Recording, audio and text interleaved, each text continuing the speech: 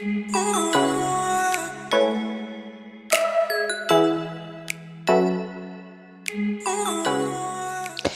everyone, welcome back to Atomic Ascent, your go to destination for mastering chemistry with clarity and confidence. If you are preparing for any kind of entrance test or just aiming to strengthen your chemistry basics, you are in perfect place. So let's take out your notebook and stay focused. And let's start building your chemistry foundation together. Let's get started. Our today's topic is from class 11, chapter 2, that is structure of atom, and the topic is discovery of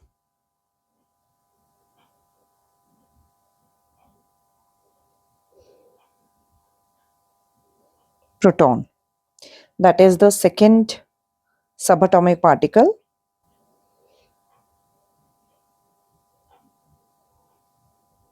Second subatomic particle.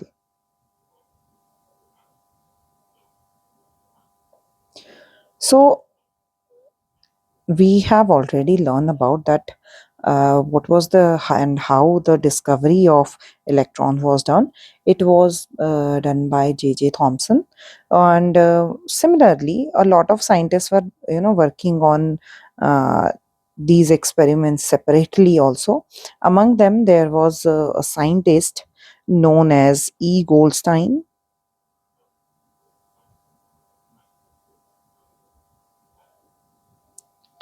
He was successfully doing certain experiment just like cathode ray experiment.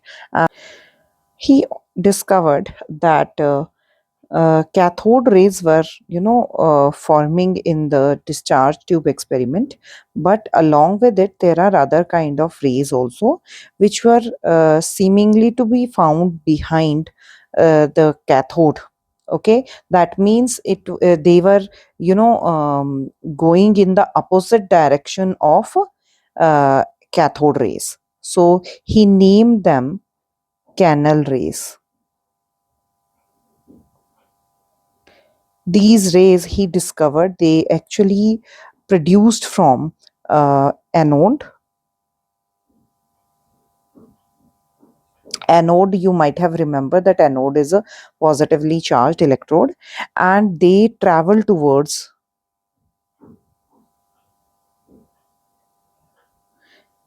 cathode. So let's understand what was his actual experiment. So this was a anode ray experiment or canal ray experiment which Goldstein was doing. So you have to understand a few things. What J.J. Thomson did and what Goldstein did. Okay, so that is Goldstein, he took positively charged anode, and what he did, he actually took a perforated cathode. Might have remember that in case of cathode ray experiment, there was a small hole in between the anode. Now here what he has done is he has taken a perforated cathode. Means cathode had smaller holes in it.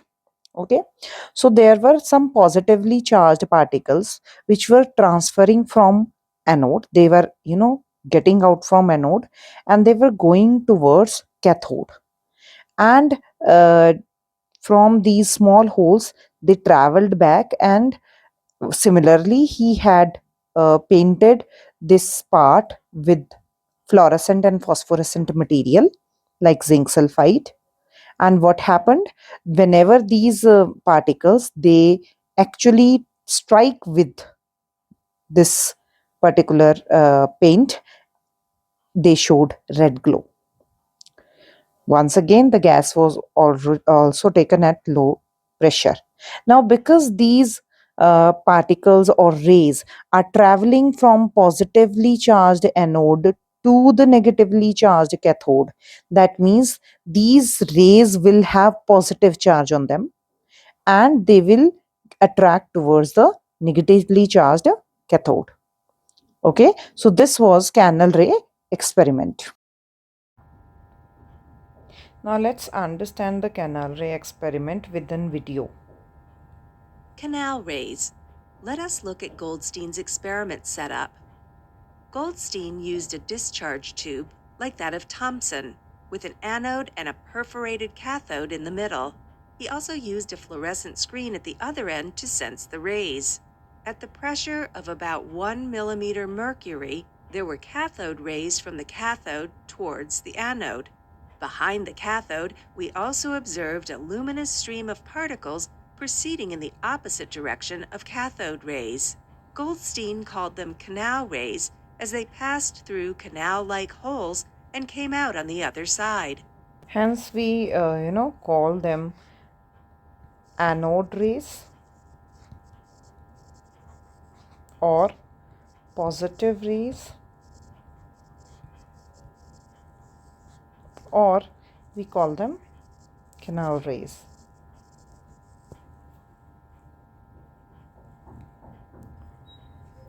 Now let's talk about the characteristics of canal rays.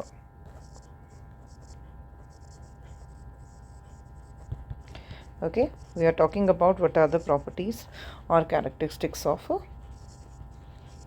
canal rays.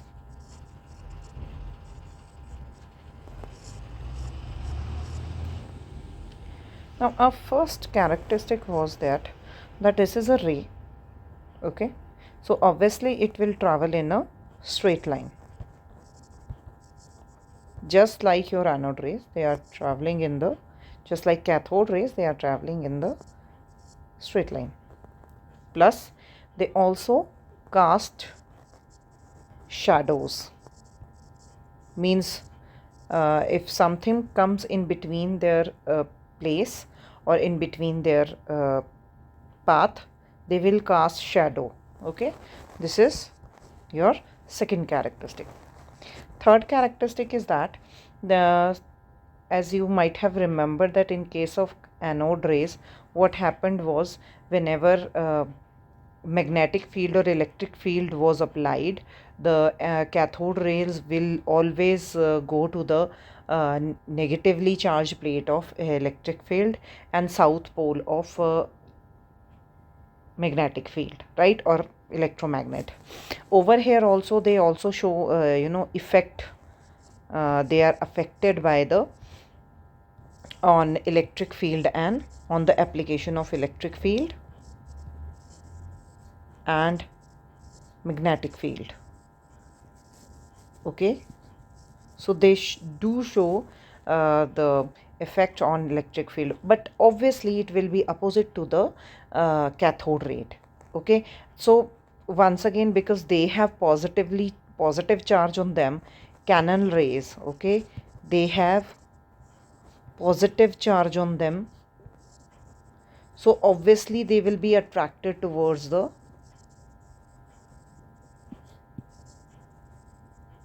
negative charged plate, negatively charged plate of electric field.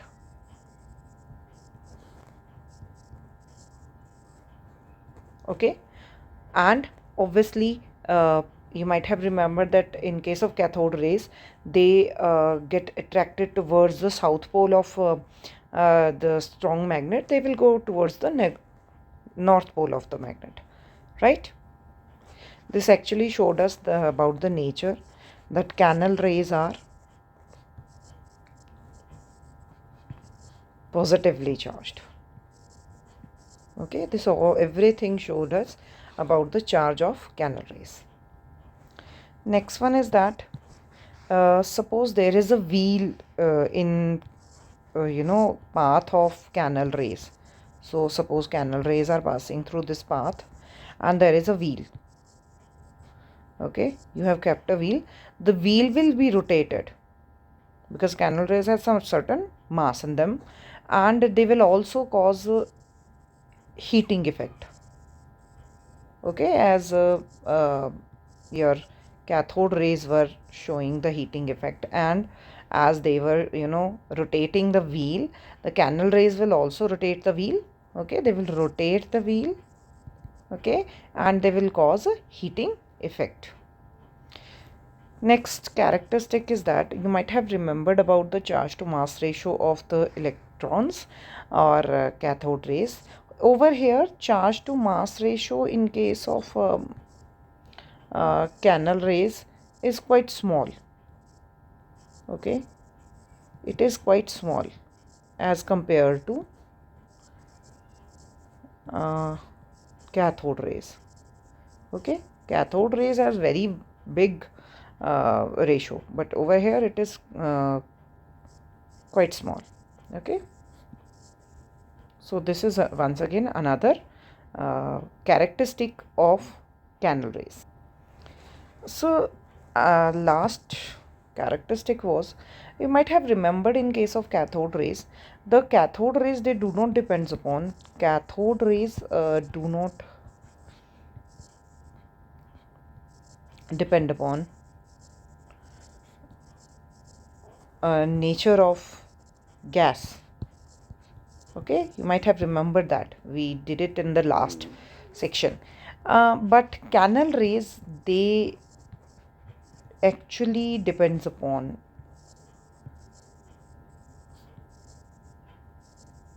nature of the gas.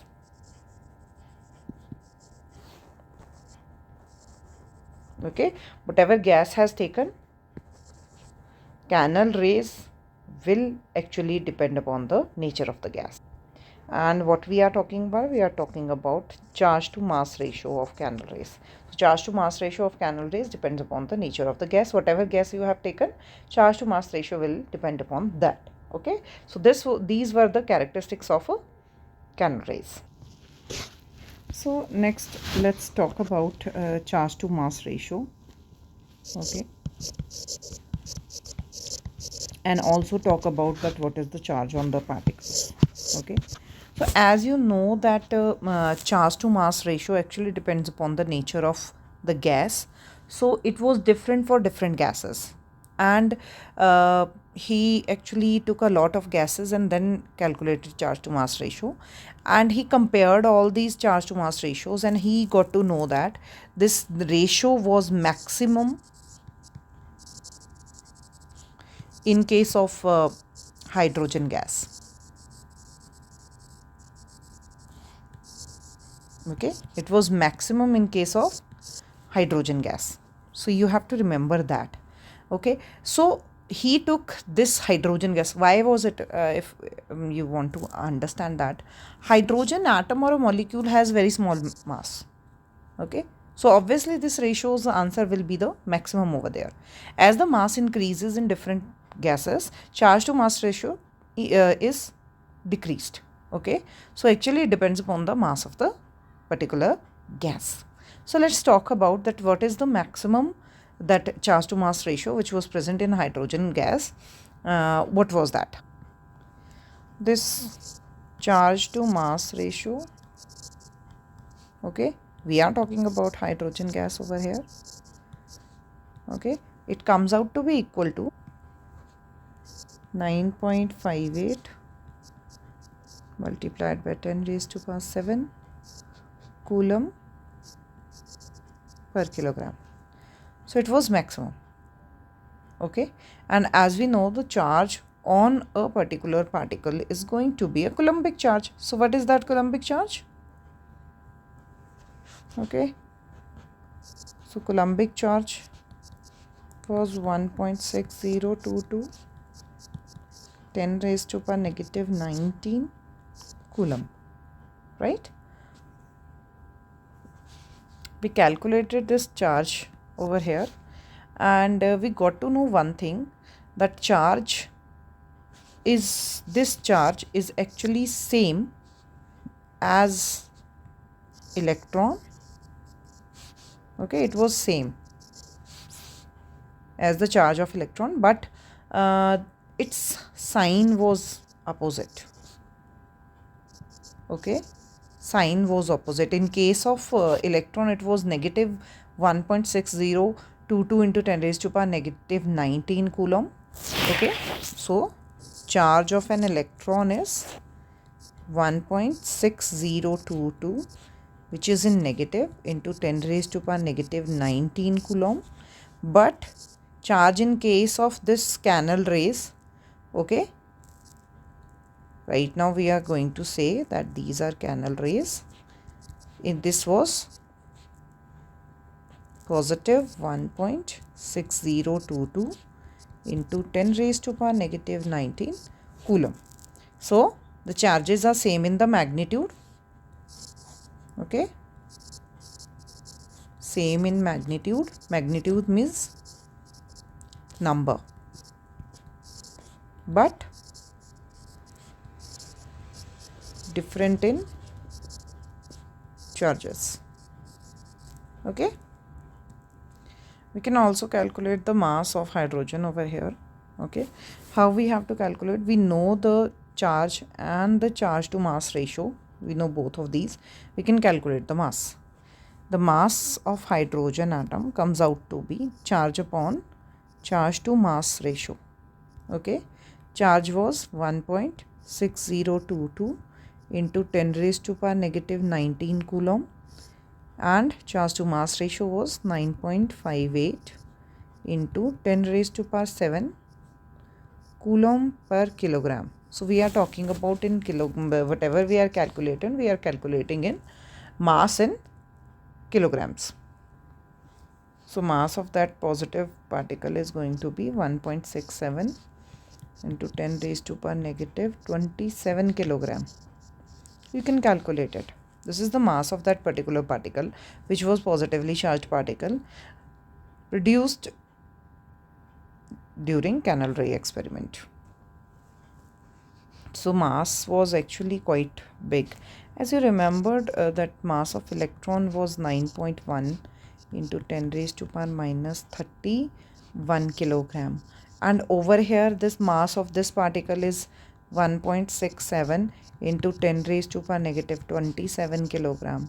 So when we compare both these masses, that this particular mass is actually 1837 times of mass of electron.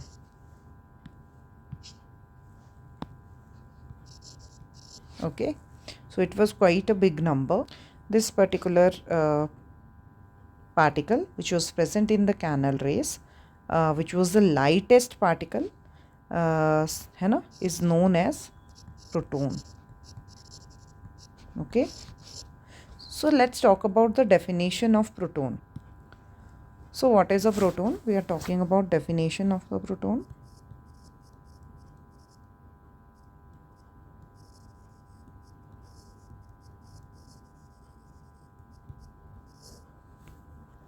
Okay, so proton is actually subatomic particle. It is a subatomic particle that has a charge of, or we can talk about that this is a positive charge of 1.6022 into 10 raised to power negative 19 coulomb, or unit positive charge, we can say that. Okay, its charge is called unit positive charge, and its mass is 1.67 into 10 raised to power negative 27 kilogram, which is equal to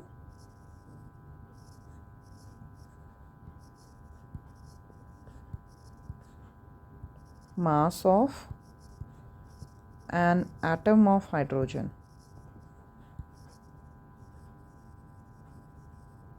And surprisingly, this particular mass is also unit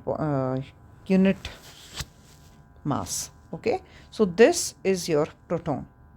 Okay, so this is how the discovery of proton was done. Okay, along with the discovery of protons and electrons, we got to know one thing, that atoms are divisible. So they can be divided into certain subatomic particles. Okay, the subatomic particles can be, right now we have discovered about two subatomic particles, electrons and protons. Okay, so if atoms are they are divisible, they are destructible, so that means they can be divided into smaller parts. With this particular knowledge, there was a French scientist, okay, known as Henri Becquerel.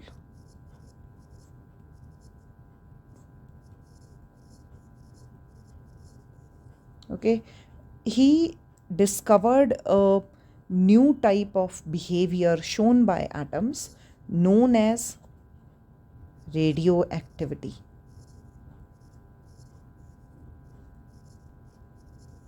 Okay, so he talked about radioactivity and he did a lot of experiments on it, and he also defined this. So what was the radioactivity?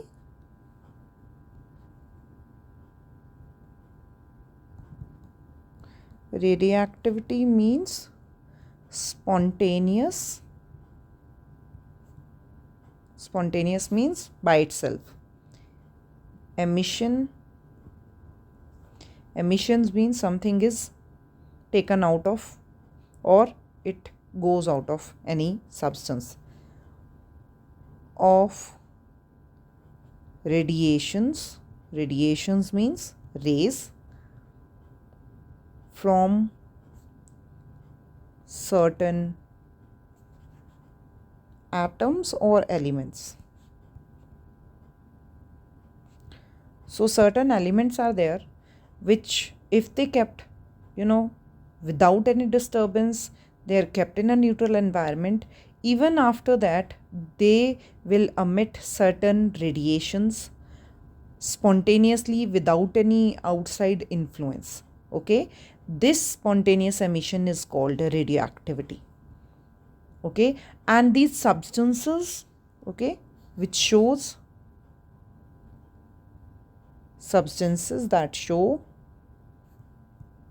radioactivity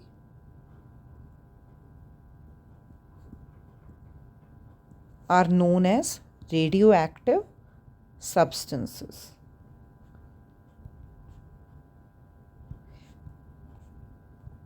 You might be wondering that what are these substances? Okay, you are talking about radioactivity and radioactive substances. What are their examples? You might have heard about, uranium. And what is the first picture which comes in your mind when you talk about uranium? This is uranium ore, and there are different uses of uranium. Uranium is used in nuclear energy. Okay, you might have remembered it from nuclear power plants.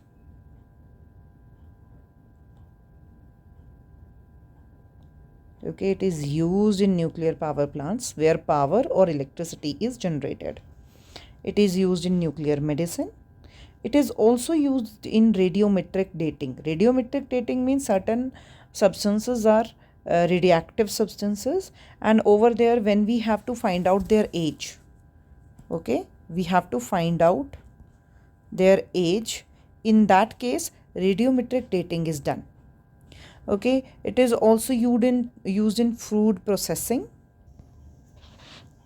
It is also used in industrial x-rays. It is a heavy duty x-ray where industries or non-invasive invasive x-rays, where we will use these uranium metals for the x-ray purpose.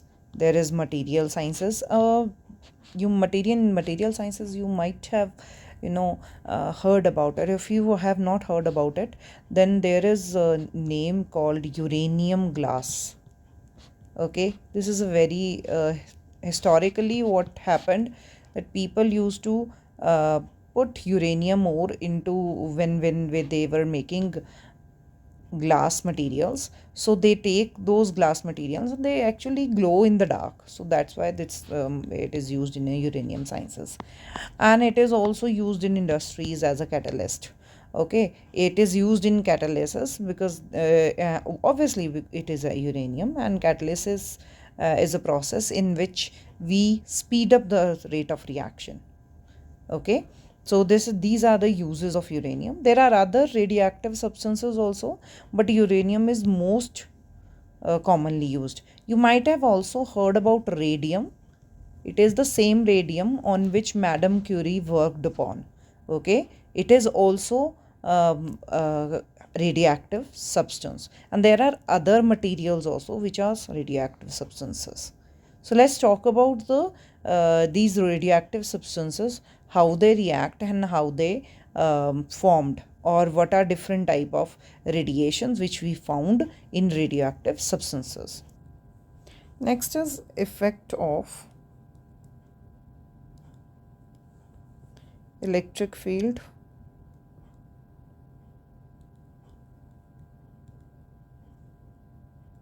on radiation.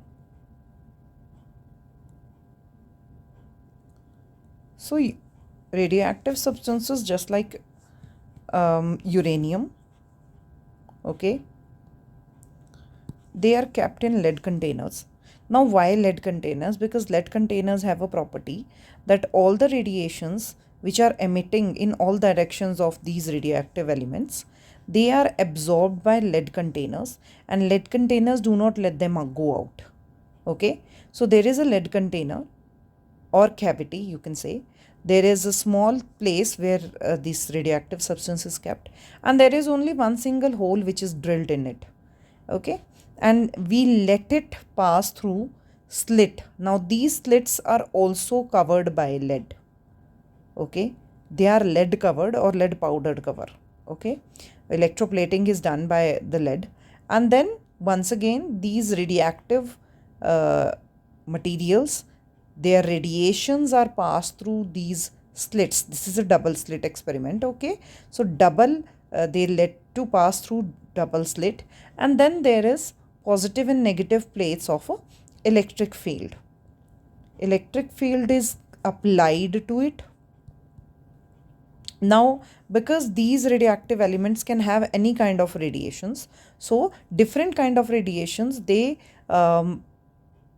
interact with this electric field in different manner.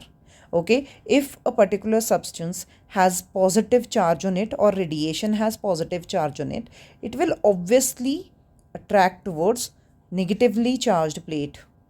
Okay, if it has negative charge on it, it will get attracted towards positively charged plate. Okay, if it does not have any charge on it, then it will go straight.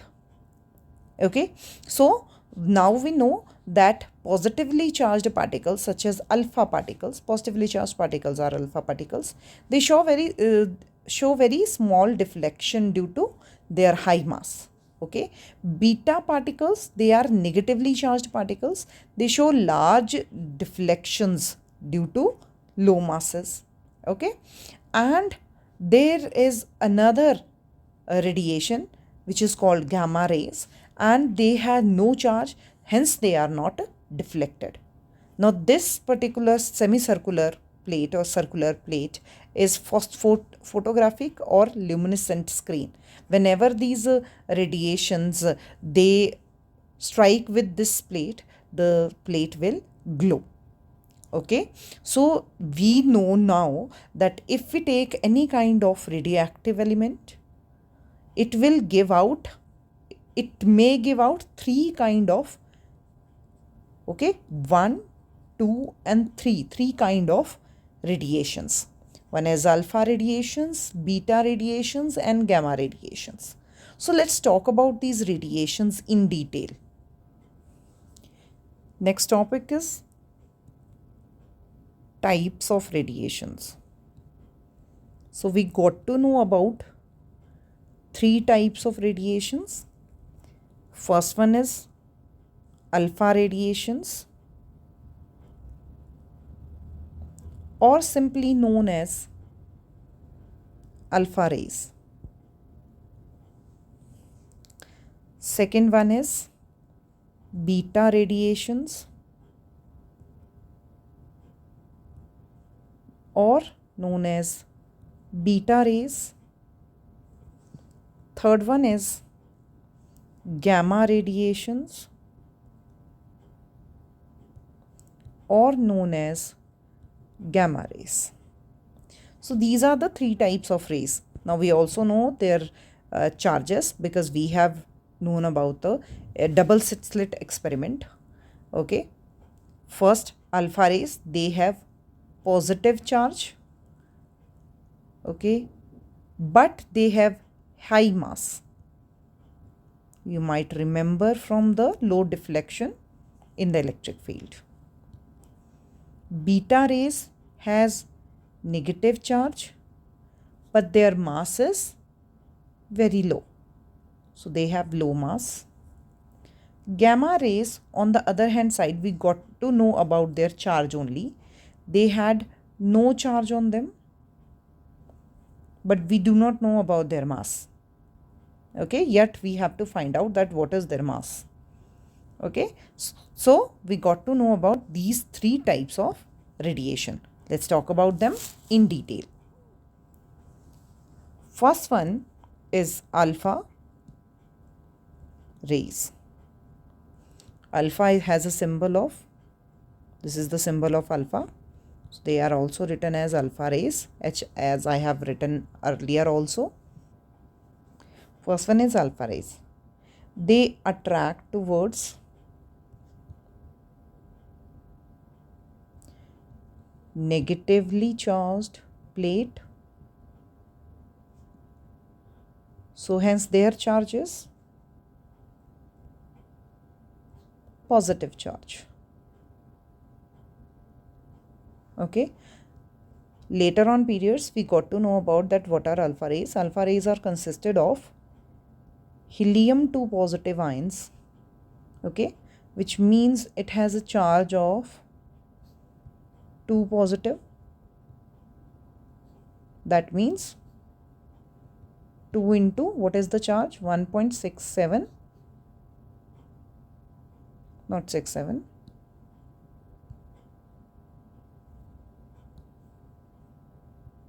Its charge is 1.6022 into 10 raised to power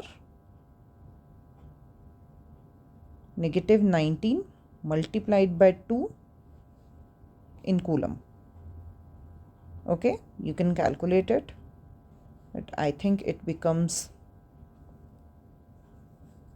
3.2044 into 10 raised to power negative 19 coulomb. So this is the charge. What is the mass? Mass is 4 AMU, atomic mass unit.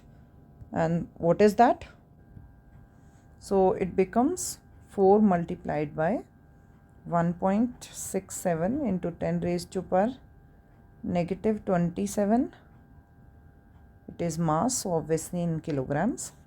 And when we calculate, it comes out to be 6.68 into 10 raised to power negative 24 kilogram.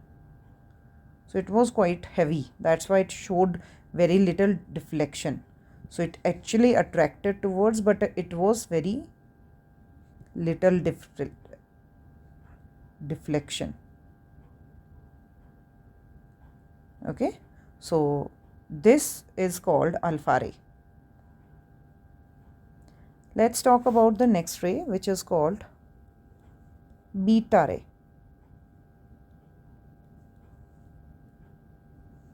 Also written as beta, it is a Greek letter. Now we saw a few things, that these beta rays, they got attracted towards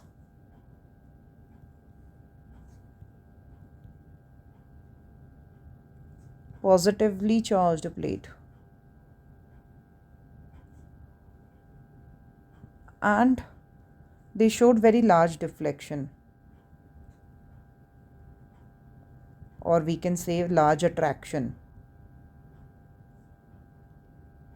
Okay, It means if they are attracting towards positively charged plate, it means they had a charge of negative. They have negative charge, and its charge to mass ratio was equal to charge to mass ratio of beta rays was equal to charge to mass ratio of electrons. So we got to know one thing, that charge to mass ratio of beta rays and electrons are same. That means beta rays are made up of electrons. Okay, they have the similar properties are cathode rays. So in other word, they were cathode rays. Okay, this was our beta rays. Let's talk about the third rays, that is called gamma rays, or its Greek symbol is this gamma rays. Okay, we knew few things, that there was no attraction towards either of the plates of electric field, no attraction. So means they had no charge, or we can say they are neutral.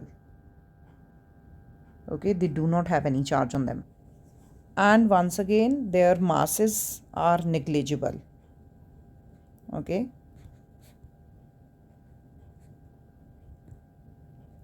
and they did not show any attraction in the electric field, so they are not detected easily.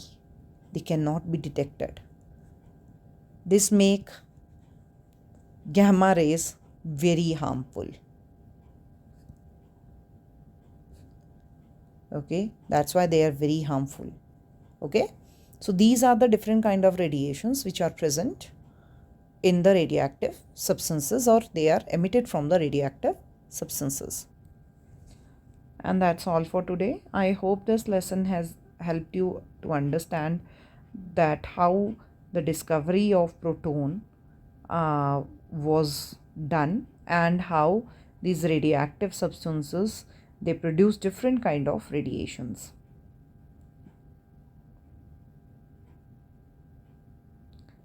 So thank you so much for watching. Keep learning, keep practicing, and keep ascending. See you in the next video.